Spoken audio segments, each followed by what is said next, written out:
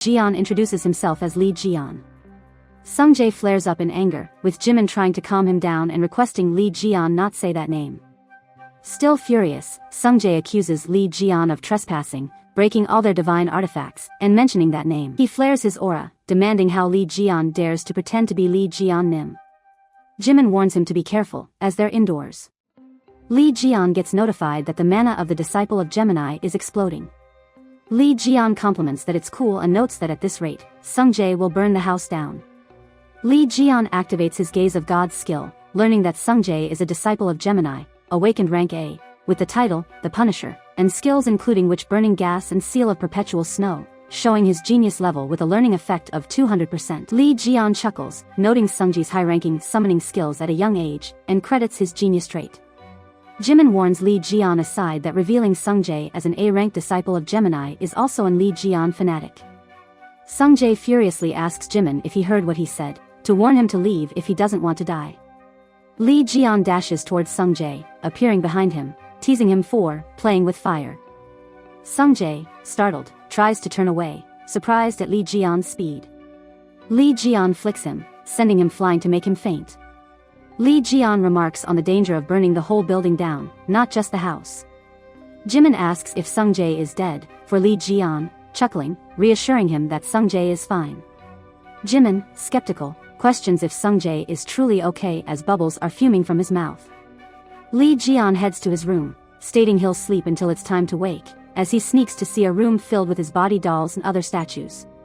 Li Jian, taken aback, questions what those statues are. Jimin explains Sungjae is a Li Jian fanatic, which is why he collected all those items. Sungjae warns Li Jian not to enter, as that room is filled with his Li Jian collection, valued more than his life. Li Jian snaps off the statues' heads, saying they make him uncomfortable.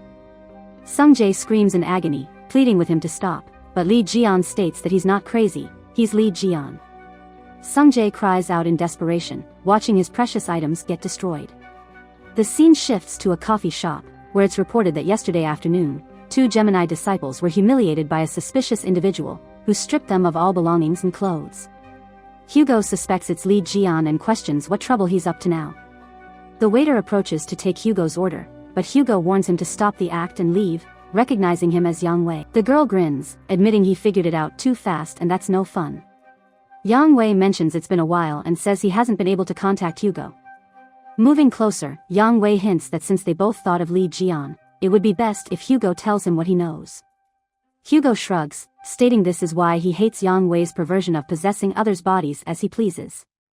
With a snap, the girl returns to herself, confused about her actions. Hugo, irritated, realizes Yang Wei is using tricks and knows he must find Li Jian first, wondering where Li Jian could be. The scene shifts to Bucheon in the Gyeonggi province. At the large mart, Jimin asks Sungjae if he thinks Li Jian is truly Li Jian. Sungjae states he's kidding since Li Jian looks completely different, noting that Li Jian, a hero who saved humanity, wouldn't be a thug like him. Jimin insists he saw Li Jian coming from the Demon Tower and that he's incredibly strong, but Sungjae denies it, citing his father's word. Jimin acknowledges that Sungjae's father is Sagittarius, to which Sungjae suggests they go and pay for all this. They hear a thief shout as someone flees through Jimin and Sungjae. Jimin notes the thief's speed resembles a Scorpio disciple, while Sungjae observes he's using his abilities to steal, risking emptying all wallets in the store. The thief, confident that even a saint couldn't catch him, intends to flee, but Li Jian effortlessly stops him. Jimin asks what he's doing, and Li Jian explains he forgot to tell him to buy some chicken. Nearby, Sunghoon comes in to comment on Li Jian's impressive skill, noting that Scorpio disciples are notoriously fast. He advises Li Jian to call the police next time. Li Jian, annoyed, mutters about the son of a beach. Suddenly a tremor shakes the whole mart, and the thief seizes the opportunity to escape amidst the chaos. But the thief, running off, encounters a giant worm-like monster emerging from the ground. Recognizing it as a calamity, he panics, questioning its presence in a green zone and thinking of escaping. Just as he attempts to flee, the worm swallows him whole. The monster faces the civilians as an emergency announcement warns that a calamity has appeared, and all nearby civilians should evacuate. With the Spider Queen's appearance, the danger level escalates to red. Her minions scatter, attacking civilians. The Spider Queen approaches a child, ready to bite, but Li Jian intervenes, punching it down. He tells the trembling kid to watch his surroundings and checks if he's alright. The kid runs off, and Lee Jian comments that he's relieved the kid is fine. Lee Jian, glancing around, notes there are more calamities in the area than people. Powering up his mana, he states that since it's been a while, he'll enjoy a warm-up. Yang Wei hears about a report that a calamity has broken out in a market in Buchen. He questions which calamity it is, and it's revealed that it's the Spider Queen. Yang Wei is horrified, realizing they failed to subjugate it last time and only managed to seal it temporarily. Now, he curses, knowing it'll be hard for him to handle a red-level calamity alone. Since calamities began appearing, humanity divided them into 6 levels: blue, the gods' purest sanctuary; green, safe; yellow, caution; orange, danger, evacuation; red, ruled by calamities; and black, human extinction. If the Spider Queen has appeared, the market has already become a red zone. The subordinate asks what they should do about the market, and after hesitating, Yang Wei suggests they bury it, thinking it'll be a problem if word spreads about their failure to subjugate it. Reluctantly, he orders an announcement that all people there are dead and dispatches the disciples to bury the entire building.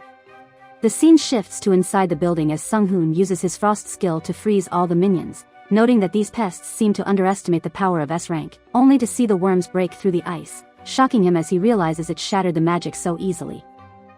Lee Jian steps in, ordering him to move aside, and Sung Hoon questions when he got there. Lee Jian confronts the worms, asking if it was trying to eat people because it had nothing else to do as he tosses cans at the flies and minions to destroy them. Lee Jian then dashes forward, slicing the worm in 2, cursing the fools, baring their fangs. Effortlessly, he cuts down the minions, stating that they should know their place, making Sung Jae and Jimin shocked at the sight. Lee Jian gets notified that he's handled the calamity and acquired new materials for production. Lee Jian questions the materials, and the system explains that he can now produce new skills and divine artifacts. Lee Jian wonders if his production skill has evolved and notes he'll have to test it later.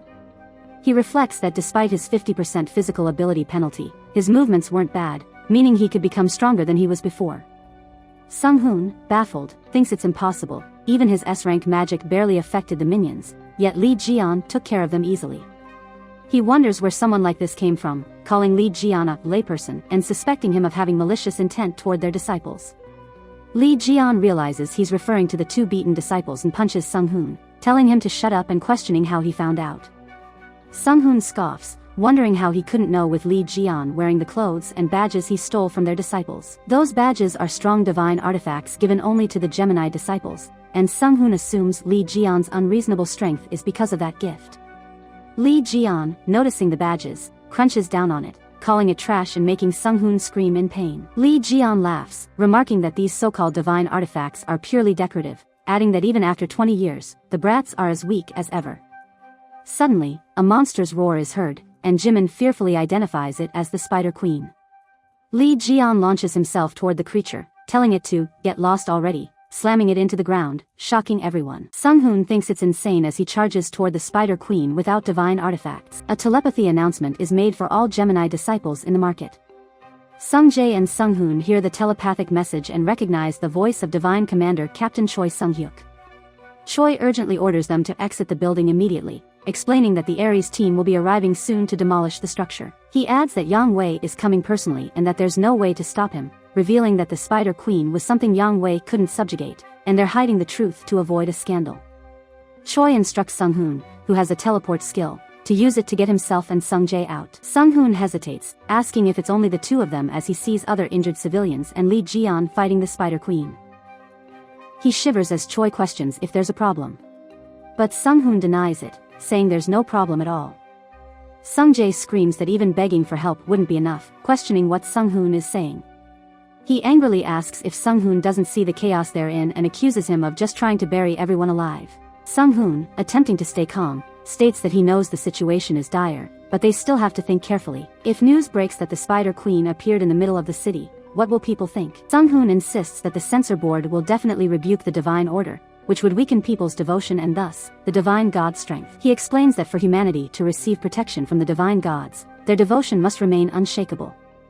Furious, Sung Jae retorts, asking if Sung Hoon is seriously suggesting they bury everyone alive just for that reason. Sung Hoon counters with determination, saying he still has the teleport device he rented, which can teleport 2 people at a time. He tells Sung Jae that, since this is an order, he will take Sung Jae out specifically. Sung Jae, however, is not convinced, questions what will happen to his friend, saying he can't leave him behind. He adds that there are still too many people who haven't been able to evacuate,